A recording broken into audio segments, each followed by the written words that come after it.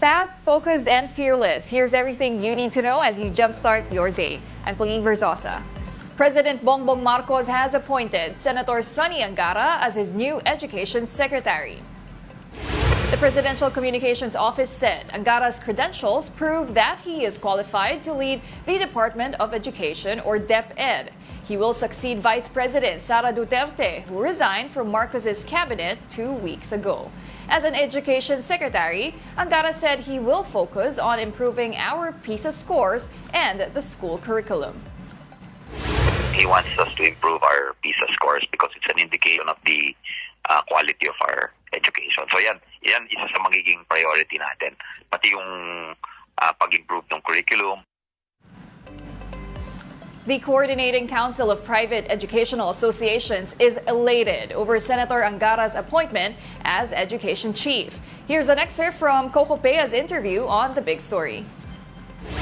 What exactly about his background made you so confident that he could do a good job as DepEd Secretary? Well, first of all, he has an extensive legislative experience. As you've mentioned, he has been with the Senate since 2013, and he has championed a lot of education reforms. His career in public service has consistently demonstrated a strong dedication to advancing education here in the Philippines.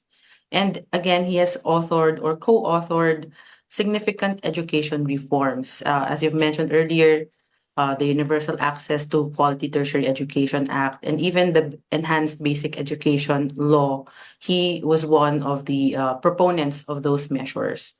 And his CV, law portfolio is quite diverse.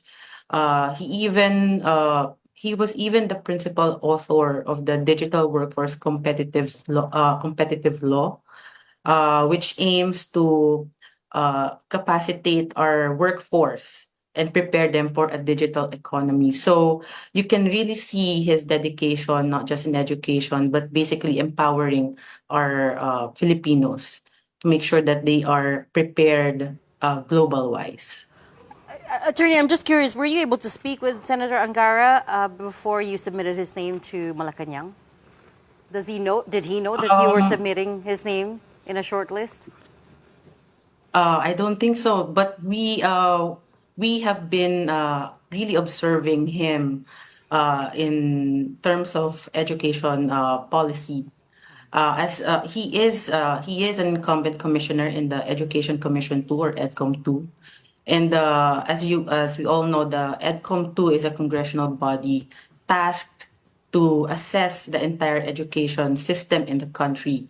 So being part of the Education Commission 2, he already knows or already has a first-hand knowledge about the problems that we need to address right now in the country. So he already knows or has already, in a way, identified the root issues that we need to solve, especially in addressing the learning crisis that we have right now.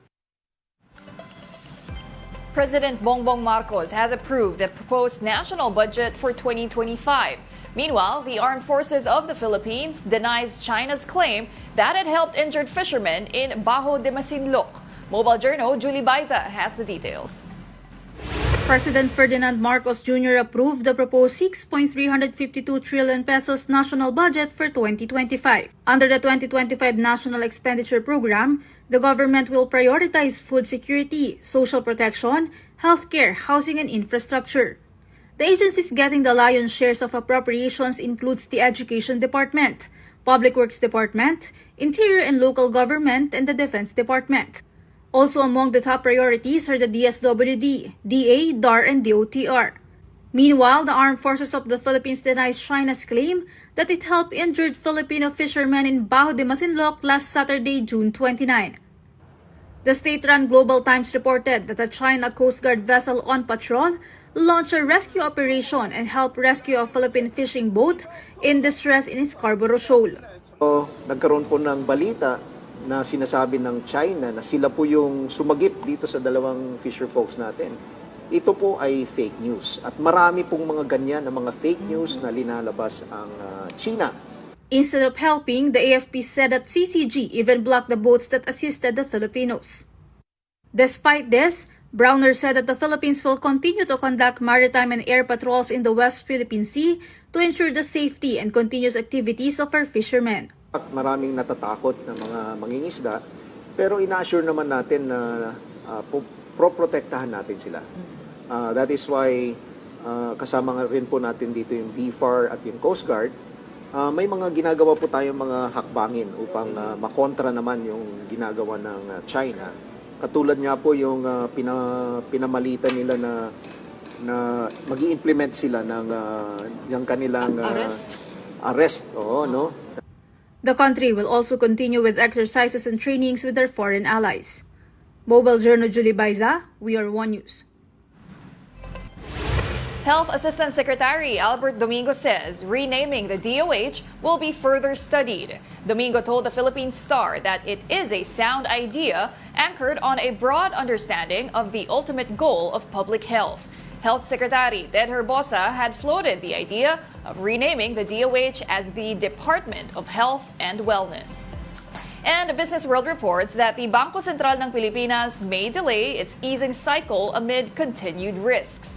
According to Nomura Global Markets Research, the BSP will likely start its cutting cycle only after the Fed in October. It sees the BSP cutting rates by 50 basis points this year and another 100 basis points in 2025.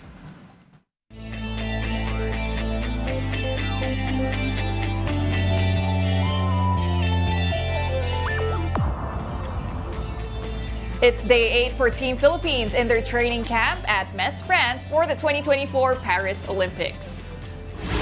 Filipino swimmer Jared Hatch continues his training in the facility in the French city. Hatch said he is fully committed to train with his coach as the Olympics is coming near. The 25-year-old swimmer will be competing in the men's 100-meter butterfly event. Do you enjoy visiting museums? Well, what if it's inside a prison? Well, there's a newly opened museum in Manila, and it's located right inside the Manila City Jail. Mobile Journal, Kyla Makantan has the story.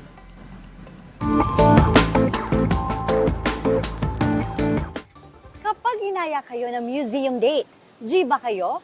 E paano kung malaman nyo na sa loob pala ng kulungan matatagpuan ang museo?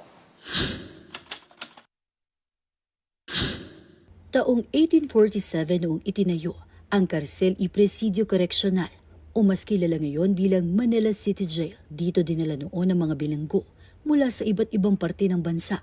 Nanatili rin dito ang mga prisoners of war noong World War II. Sa tagal na nitong nakatayo, saksi ang istrukturang ito sa iba't ibang klase ng pamumuno.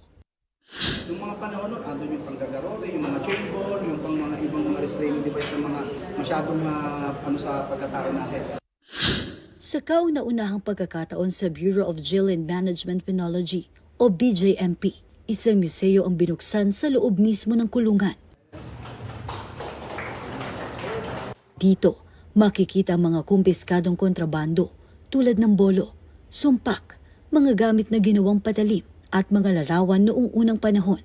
Pero bukod dito, nakadisplay din ang ilang obra na gawa mismo ng mga PDL. Ganon din ang awards at kasaysayan ng Manila City Jail. Bukas ang museo sa lahat at libre pa.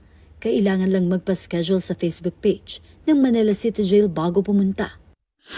Yung pong pagbabalik tanaw po sa kasaysayan po ng pangungulungan sa bansa natin. Ngayon po nandito na po tayo sa estado na makatao at saka po yung proper development po ng mga persons deprived of liberty para po pag-join nila sa mainstream ng ating society, makita po sila mga individual. 2 billiard tables din ang inilagay sa museo para libangan ng mga PDLs at jail officers. Pinangunahan ni Manila City Vice Mayor Yul Servo Nieto ang Breaking of the Rack bilang opisyal na pagbubukas ng gaganapin na Bida 10-ball billiard tournament. Dito, nabanggit ng bise na pag-uusapan nilang gumawa ng resolution bilang pagkilala sa kauna-unahang museo sa loob ng kulungan sa buong bansa. Pero maganda sana kung ma-declare ito na sinasabi mo. Siyempre part ng history nga doon yung paano yung development yung vida ng kulungan.